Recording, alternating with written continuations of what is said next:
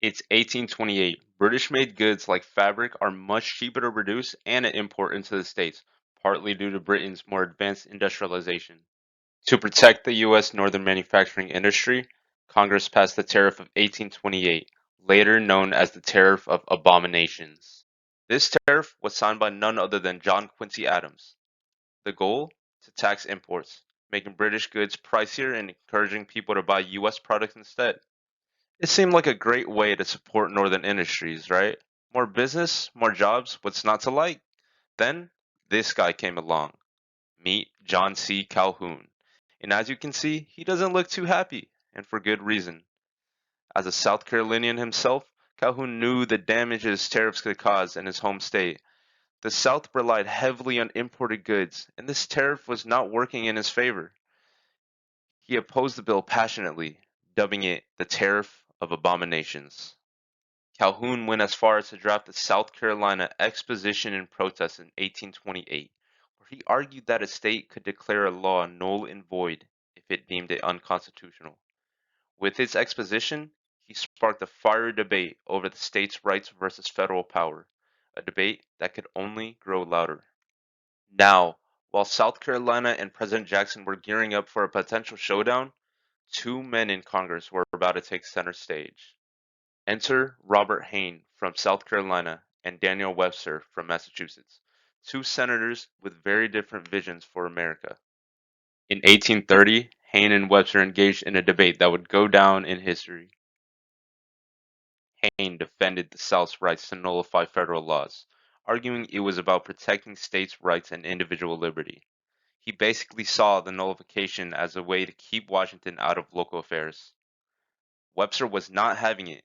He argued that having a strong union was essential and that allowing states to pick and choose which laws they followed would tear the country apart.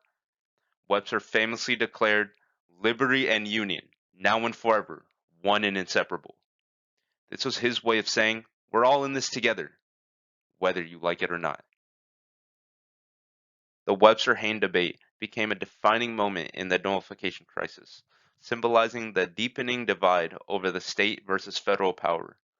Though it didn't solve the issue, it was a clear sign that these tensions were going to cause problems down the road. Fast forward to 1832, where tensions were really heating up. To appease the South, Andrew Jackson signed a new tariff that lowered import duties down to 1816 levels. But of course, the South wasn't impressed.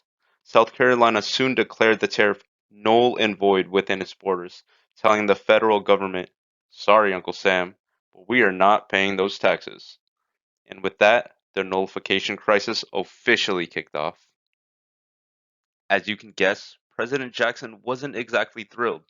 He saw this as a direct threat to the Union. He truly hated Calhoun for his beliefs, and in classic Jackson fashion, he responded with a proclamation against nullification, calling South Carolina's stance incompatible with the existence of the Union. To back his stance, Congress passed the Force Bill, which gave Jackson the authority to use military force to collect the tariffs if necessary. Following this, Jackson garrisoned troops into South Carolina, and South Carolina also mobilized their own state militia. Now, many people believe that America was on the verge of civil war nearly 30 years before the actual one in 1861. But before things could escalate any further, the great compromiser himself, Henry Clay, stepped in. Clay proposed the Compromise Tariff of 1833, which would gradually reduce tariff rates over the next decade. South Carolina accepted this compromise, putting an end to an otherwise bloody battle. The Force Bill would be another factor for how Jackson was declared a hero by many Northerners. In their view, nullification was beyond absurd. This right here is Jackson and the Nullifiers. This was literally a diss track written in 1832 towards South Carolina, with the main chorus being Yankee Doodle Dandy. How do lyrics like Yankee Doodle Dandy, their cash won't be so handy, relate to the Civil War, to abolition, and to political tensions at that time? This song mocks South Carolina's defiance and captures the growing split over states' rights versus federal authority. These arguments didn't disappear, they were seeds of the Civil War, where Southern states once again would reject federal laws and ultimately secede from the Union. Now, what about abolition? The song even mentions Nat Turner's Rebellion, a major slave uprising that happened in 1831. By referencing Nat Turner, the song hints at the tensions over slavery, almost warning that the South, pushing for states' rights, might invite trouble from within. And finally, political tensions. This song is loaded with Northern pride, mocking the South's challenge towards the federal authority. It praises Jackson as a hero holding it all together.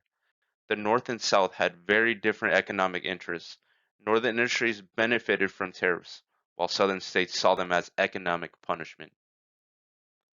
Jackson and the Nullifiers isn't just a simple song, it's a snapshot of the country teetering on the edge with economic and ideological divides forming between the North and South.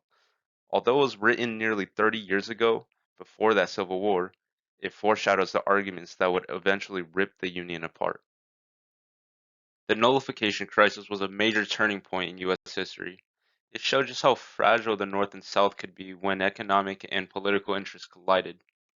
While the issue at hand was resolved, the debate over states' rights versus the federal government only grew, eventually leading to the Civil War.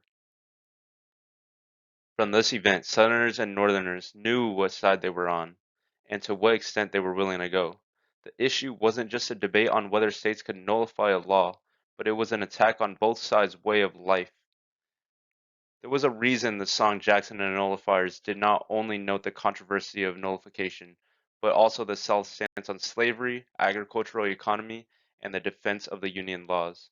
Because of this, the nullification crisis was a foreshadowing of abolition movements and secession from the Union.